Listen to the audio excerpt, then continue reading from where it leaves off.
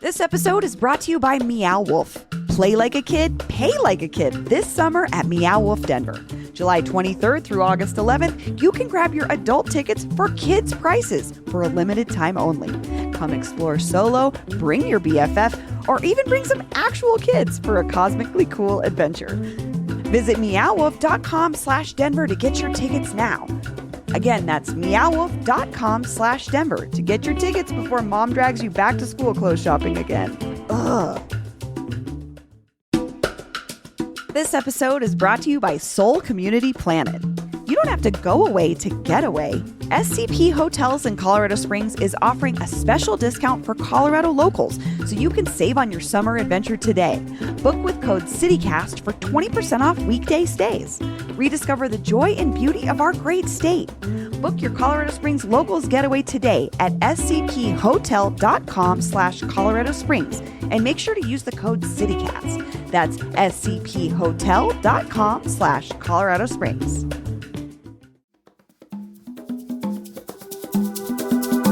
Today on CityCast Denver. Mayor Johnston's first year was marked by multiple achievements for Denver, but he's not slowing down yet. The mayor revealed some new projects for his upcoming term at his annual State of the City address. So we're breaking down what he's done and what's to come. Today is Tuesday, July 23rd. I'm Bree Davies, and here's what Denver's talking about.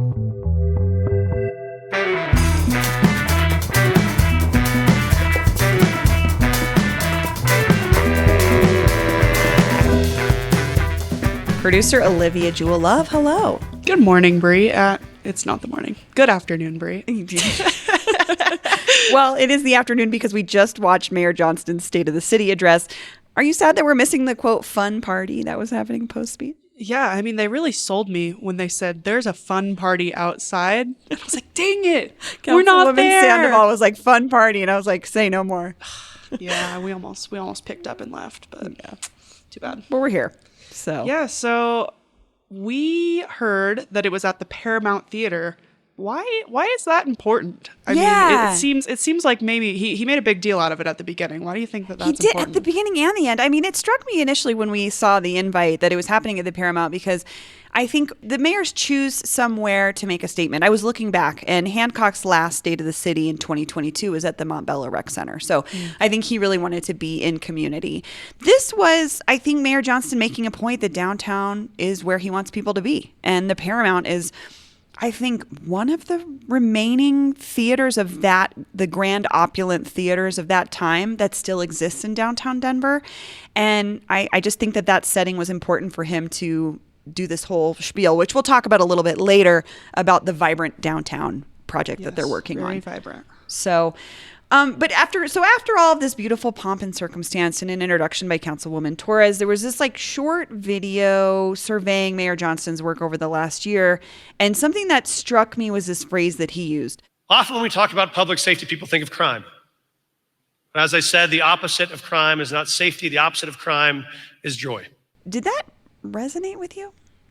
Not at all. Same. I honestly, I don't know if this is just my brain working in kind of black and white with this statement, but I mean, I don't really see these things on parallel planes at all. Yeah. And I was just really confused. I'm like, why can't there be both? Like, if there's crime, there's still joy. And so if there's safety, there's joy. Yeah. And I mean, I agree with the fact that I don't really think that the opposite of crime is safety, because I don't know that all crime is dangerous.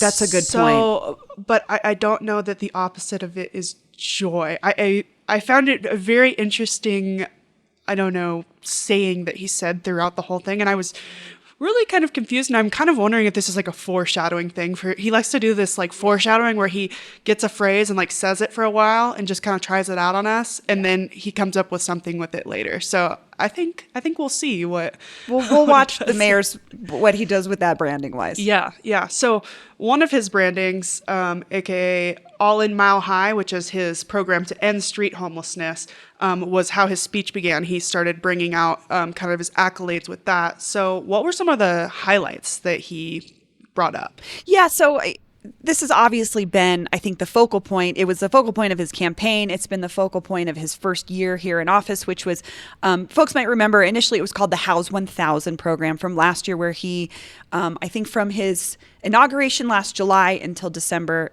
planned to house 1,000 people by the end of the year. By his dashboard, by his administration's dashboard, he did make that mark. I think some folks would argue what it means to be housed, but that program then transitioned from the House 1000 to All in Mile High. And he said that they have built or constructed 1,200 units of transitional housing in 8 different council districts in his first year and moved more than 1,600 people off the streets into that transitional housing. I thought the thing that was interesting to me here was the 8 different council districts, because we know, generally speaking, when we're talking about shelters and things that serve unhoused people, there's a couple different areas of town that tend to get that the most. I would say probably District 9, downtown. My neighborhood has a ton of affordable housing, not necessarily shelters, but to see it in 8 different council districts, I think was a big deal. And I thought that was interesting. He pointed it out. He also said that Denver is on the path to become the largest American city to end homelessness for veterans by the end of 2024. Interesting. I mean, this is a segment of our population. I wouldn't say Denver's known for being a hub for veterans. However, I think it's one of those metrics that helps just measure how this program is going. And he also said that Denver housed more people per capita faster in the past year than any other city. Yeah, that's crazy. It is. It is. And I would love to see the numbers on that and sort of how they figured that out. Yeah, it's also interesting to me his how his language has evolved throughout this past year, of how he talks about this program. Like, obviously the name has changed, but also just the way he talks about it, how he talks about calling it street homelessness instead of just, homelessness or being unhoused. He talks about like street homelessness. He's not referring to people who are couch surfing or living in their cars, or between family members. He's evolved his language. He's talking about transitional housing instead of, at the beginning, I believe he was just kind of saying housing. And so now he's being a little bit more specific with his language, calling it transitional housing. So I think he's being like a lot more intentional with the way he's talking about it now and being more specific, which honestly I kind of appreciate. I feel like it's like, you're not just kind of umbrella-ing, you're kind of letting us know. It gives a little nuance to what he's actually focusing on. And he's to that point, he said, quote, "You will not see a single encampment in downtown Denver." Right, which I don't know. I don't know. We're downtown once a week, so I'd be curious to hear from folks who either live downtown or work downtown more often. Well, I take the light rail. I take the light rail into downtown from Lakewood, so I'm riding it the whole way, the W line. And I do see a lot of encampments, but I don't know that they're necessarily in Denver proper, so this could be a true statement. That's a good point. So I think this very well could be true. I mean, I am seeing encampments, but I don't know that they're in Denver proper and like in downtown. So, it could be true. And this is also kind of like, he didn't really touch on this because he's not going to, but like there have been some criticisms of Mayor Johnston's approach being similar to Hancock's in that he's still sweeping encampments. And so I don't know if this was a signal to folks saying we're still doing sweeps, but it's definitely a component of the conversation.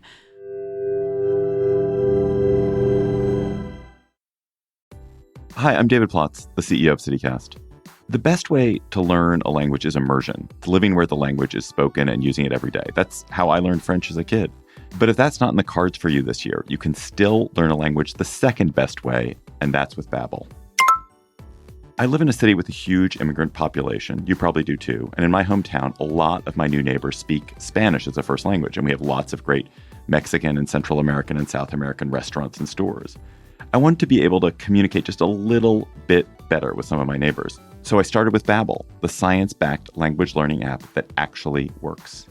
And after just a few extremely enjoyable weeks learning Spanish with Babbel, I've already gotten comfortable ordering at a restaurant and eavesdropping on my girlfriend's conversations with her mom. Look, learning a language isn't always easy, but with Babbel it is fun and it feels useful, basically immediately. That's why Babbel has over 16 million subscriptions sold. Plus, all of Babbel's 14 award-winning language courses are backed by their 20-day money-back guarantee. Here's a special limited-time deal for CityCast listeners. Right now, Get up to 60% off your Babbel subscription, but only for our listeners at babbel.com/citycast. Get up to 60% off at babbel.com/citycast. Spelled BABBEL.com/citycast. Rules and restrictions may apply.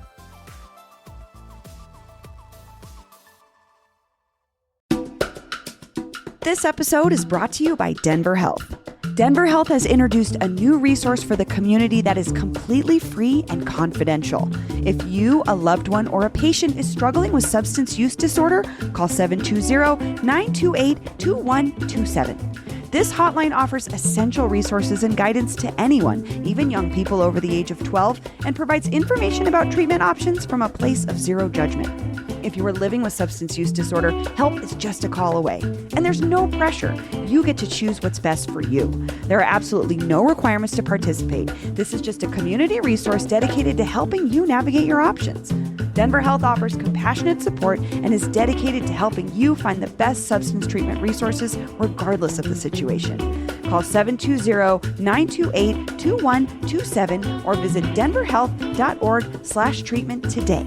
That's 720-928-2127 or visit denverhealth.org/treatment. Another thing he touched on was obviously the newcomers issue. I still see folks washing windows in my neighborhood. I'm sure you do on your side. I think on our side of town, really. But I've definitely noticed a clear difference in the amount of newcomers who are sort of visible in the community that are out there obviously looking for work. But what did the mayor say about the newcomers issue? Yeah, so he started out with some big stats. He told us that there were over 30,000 newcomers that came in the past year, and he pointed out the fact that many of them came in the winter, unequipped for our winters, coming in sandals and t-shirts, which we saw. I mean, a lot of us thousands of miles walking, and we've seen the images. It's very harrowing. And he told us about how he created the country's first asylum seekers program, which we asked him about in previous conversations. And I think at first we were kind of questioning how he was kind of touting this program to other... like creating a handbook for doing something that literally just happened. He called it a handbook, and he pitched it to everyone else in the country of how to do this. But, he made the point during this address today that Denver received more migrants per capita than any city in America in the past year. And currently, he said that there are no migrant families living on the streets. So it's kind of incredible. It seems to be working. It seems like he's doing something right, if that's true. Well, and I'm thinking about the previous administration was sort of just on the tail end of their tenure, Hancock's tenure, when this started to become really a big prominent problem. And so Mayor Johnston kind of walked right into it. Right. The newcomer situation, along with our unhoused crisis and all the other components of just finding housing for people in general. And I would say overall, especially just anecdotally, it seems like the city did a really good job with this issue. Yeah, I mean, you see so many other cities like, Greg Abbott in Texas, right? Just bust them off. So. And not to say we did it perfectly, and not to say that we weren't maybe part of that or in the fray a little bit there. But I agree with you. I think at least on the surface, there was some states doing the exact opposite of what Colorado and Denver particularly were doing. Right. Well, and I like this quote he said in his speech. He said, "We will make mistakes from sprinting, but never from standing still." And I feel like that's really true with this situation, because he really had to move fast with this stuff. Yeah, it was really hit the ground running. And he, he made mistakes, sure, but he was doing something. Well, he wasn't just sitting there watching it happen. Yeah, and again, my neighborhood there were a couple. The city was really good about not disclosing the locations of these shelters that were serving folks. I think to just keep people away and let them do what they needed to do. But there were two locations in my neighborhood, and I think the city even purchased one of them, which to me signals that maybe in the future those could be used for services for all folks looking for housing or services, which not all neighborhoods have. Again, that's often concentrated downtown. So I could kind of see too how the work that this administration has done, and the community has done too. He did make a great point to point out the Highland Mommies group that was just full force. This was a community thing, but maybe in the future, some of these mechanisms that are put in place will help us with other crises where we're trying to find people housing. For sure. So another thing he brought up during this address that it really kind of piqued my interest was he brought up this thing he wants to start called trust patrols. And he was saying that he was hoping to have around 6,000 of them completed by the end of 2025. But I don't know, can you explain like a little bit more about like what they are, what he's thinking? Yeah, I mean, he explained these trust patrols to be, he said he was going to up the patrolling of police in general, presence in neighborhoods. But he said these trust patrols were going to be like cops essentially walking their beat, meeting with people in the neighborhoods, making themselves familiar with the people in the neighborhoods. Because I think this is a big argument. I mean, the policing conversation in America is massive and nuanced. But one of the concerns folks have is when police are present in neighborhoods that they aren't their own communities, that can lead to a disconnect. And he was kind of saying, I think, that these police would become more familiar with people. But something he really focused on was like connecting face to face with business owners. That was like clearly kind of who he was talking to here. Right. It really made me think about, remember that Denverite article from Kyle Harris about the calzone shop?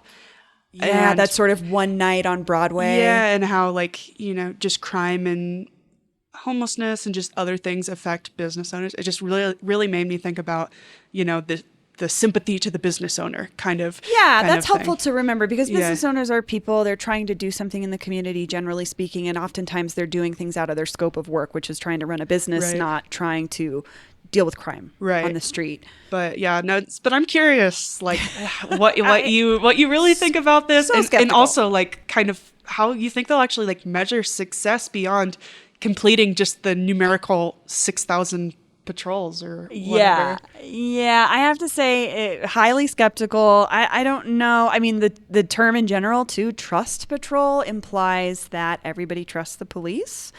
And I think if we know anything, it's that police don't make everyone feel safe. Not at all. And there's multitude of reasons to see why that is. People have lost their lives interacting with police. And so I'm skeptical. I would just say I don't know about if a trust patrol would resonate with me, let alone other people in my community. And I'm also just thinking about the fact that there's been this issue that the police department has a ton of open positions. Right. Like how, in an ideal world, are they even going to implement this dream of 6,000 patrols if they don't even have enough people to be dealing with basic issues every day? That's what I'm thinking. Is it going to be like rent-a-cops or whatever? But that seems like it would negate the purpose of like creating a community. Like because there's no respect there for sure, I think, for people at rent-a-cops. But it's also like I'm thinking about a few months ago, we were having this conversation where there were concerns that the Denver Civil Service Commission could potentially be lowering standards for the admission of police for people into the police academy. And like, we don't want to see that. I don't know. It's confusing because it's also different from this. It's quite a turn from 2020 when there were conversations around policing where many politicians were calling for higher standards of police. Right. And if this idea of lowering standards is how those positions could get filled, I don't know. There's a lot of unknown here and a lot of concerns about what the community actually feels in Denver about police and police presence. And again, it signals things to different people for very legitimate reasons. So might be something for us to follow up. For sure. I mean, as someone who's reported on police violence before, I was going to say you covered Christian Glass, and so yes, it's a lot. It's a very confusing, tumultuous conversation. Yeah. But yeah. Well, we'll be following up, I think, with the mayor on that and watching again, like you said, what's the metric? How are they going to measure these patrols?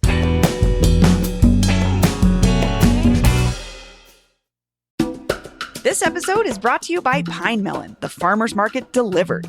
Miss the farmer's market this weekend? Don't fret. Pine Melon has got you covered, delivering Colorado's freshest local produce straight to your doorstep. Pine Melon is a next-generation grocery delivery app that partners with over 200 local farmers, ranchers, and producers in Colorado. With a mission to transform Denver's food system, empower local makers, and promote community well-being, they make supporting local both easy and rewarding. Enjoy high-quality meats, eggs, and dairy from small local farms, as well as a wide variety of pantry staples, all delivered straight to you. The best part? Pine Melon offers same-day delivery to Denver and Boulder within a 2-hour window. No subscription necessary. Support local today and use promo code CityCastDenver for $75 off your first delivery at pinemelon.com. Enjoy the best of the farmers market, even when you can't make it there yourself.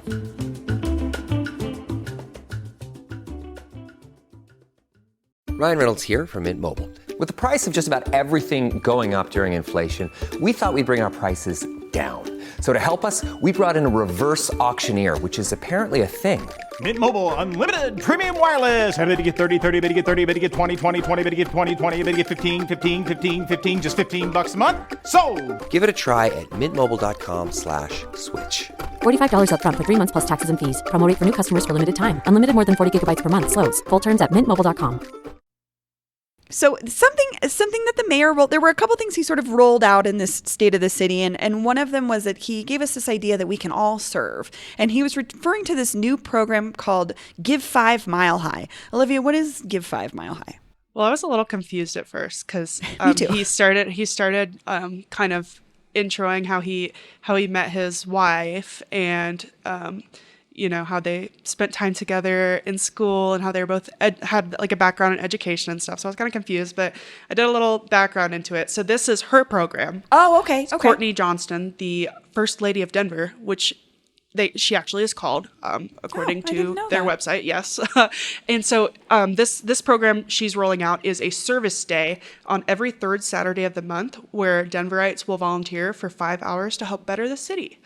And so she just really wants, it sounded like from the speech, they really want to bring people together to, just kind of pull up your sleeves and just, work alongside your other fellow Denverites and just better the city. So yeah, and so it was like, I'm guessing you could probably do those 5 hours anytime, but it sounds like they're going to have a specific Saturday every month to do those with a focus on something. So in August, they're partnering with DPS. Mm-hmm. In September, there's a citywide cleanup day, just like picking up trash probably.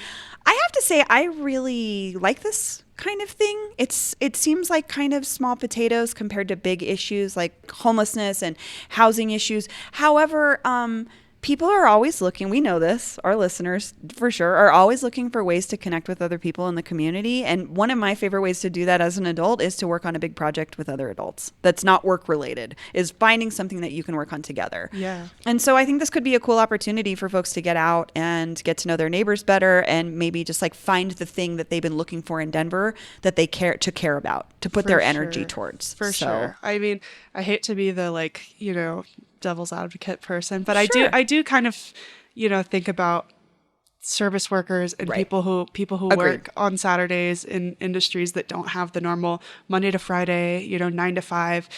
It's kind of a bummer. So I think it would be cool if they had an alternate day. And that's I wonder when they roll it out if there's a way to just connect with an organization and volunteer when they need you. I think that would be really cool because I would hate to see that whole group of people get excluded from it. So many people. I mean, service. I'm just thinking about service industry folks and janitorial folks. and people that are doing at least 50% of the workforce, probably. I would assume. So no, that's a good point. But I mean, I think it's obviously a great. It seemed like it kind of felt like a softball. It was like an easy win. Oh yeah, this is something cool. It's Let's try you hate volunteering. No, you're a terrible person.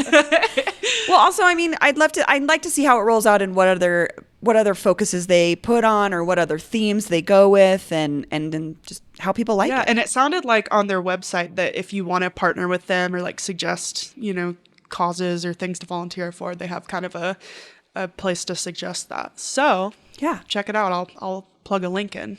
So again, downtown was a running theme throughout this State of the City. And I'm always still wondering, does the average Denverite care about the vibrancy of downtown as much as politicians and the media does? I don't know. But he talked about this new district. What was that new? I mean, we've heard about it before, but what's the new district conversation? I mean, big emphasis on vibrancy. we are having vibrant downtown. It is vibrant downtown all the time. So there's going to be the final reopening of the 16th Street Mall, which is like the cherry on top of this project. He's really focusing on a central neighborhood district instead of it being a central business district, which I'm not really sure what that means. I felt like more of just a planner language change. Yes, I'm not really sure what that means. And he also said this is the largest investment in downtown without raising taxes. I assume that's something to do with the 16th Street Mall. Slightly unclear. Yeah, it was like they're expanding. It's so hard. There's like districts and there's improvement districts and there's general districts and there's different taxing districts. And I think part of this one is it's expanding services and I don't know how to explain it exactly.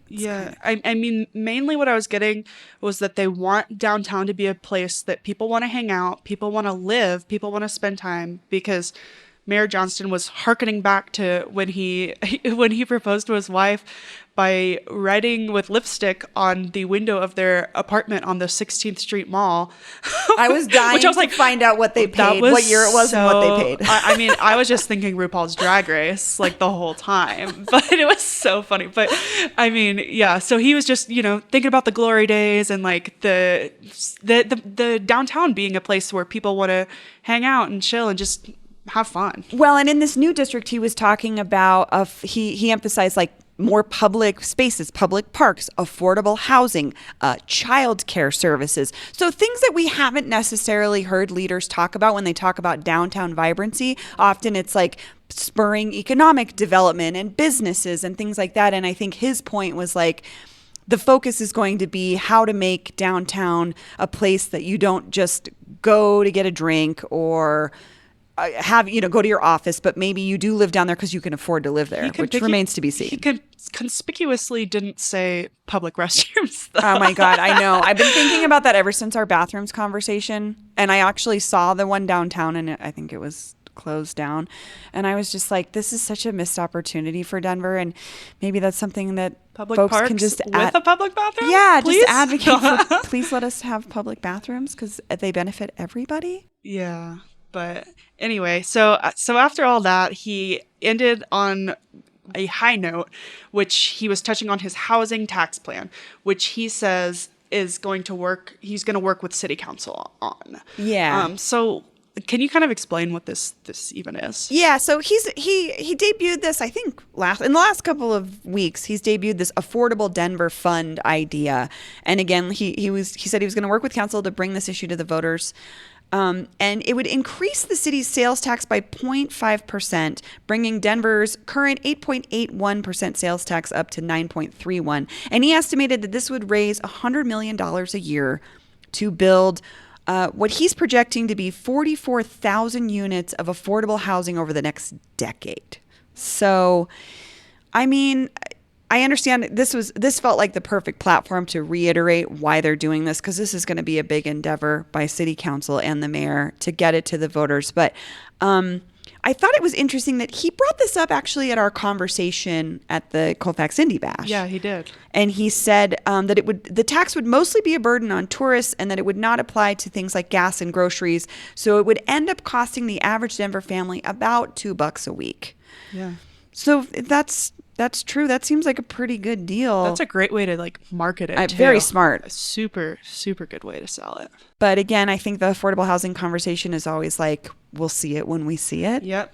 10 years. We'll see. We'll see. Maybe your son will be able to afford his first apartment. I hope so.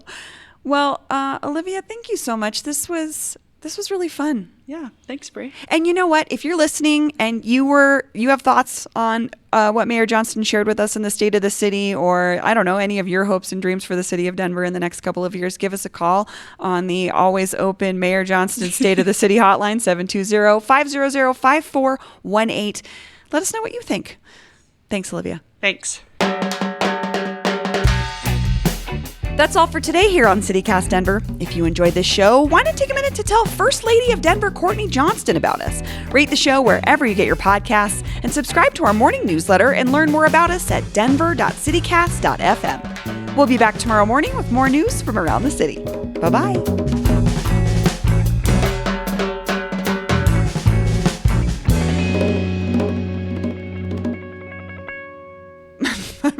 I can't read my screen. I'm old. My bifocals. Hold on. I had to make my screen bigger. Hold on. Ugh.